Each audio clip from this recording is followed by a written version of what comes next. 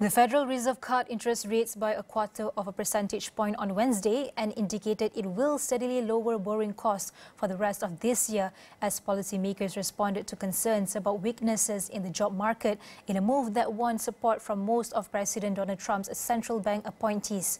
The rate cut, along with projections showing that 2 more 0.25 percentage point reductions are anticipated at the remaining 2 policy meetings this year, indicates Fed officials have begun to downplay the risk that the administration's voluble trade policies will stoke persistent inflation and are now more concerned about weakening growth and the likelihood of rising unemployment. The cut, the first move by the policy-setting Federal Open Market Committee since December, lowered the policy rate to the 4.00 to 4.25% range.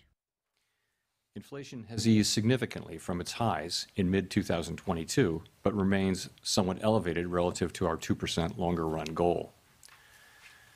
Estimates based on the Consumer Price Index and other data indicate that total PCE prices rose 2.7% over the 12 months ending in August, and that, excluding the volatile food and energy categories, core PCE prices rose 2.9%.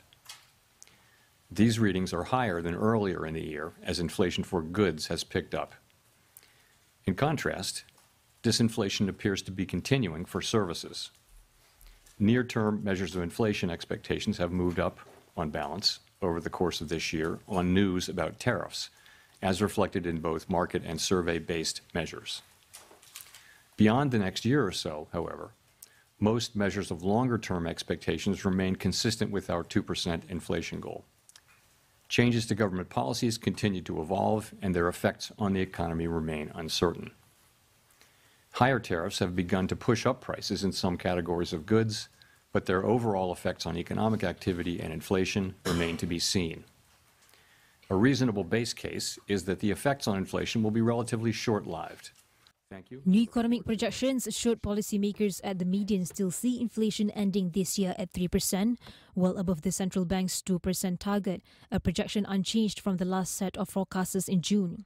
The projection for unemployment was also unchanged at 4.5%, and the one for economic growth slightly higher at 1.6% versus 1.4%.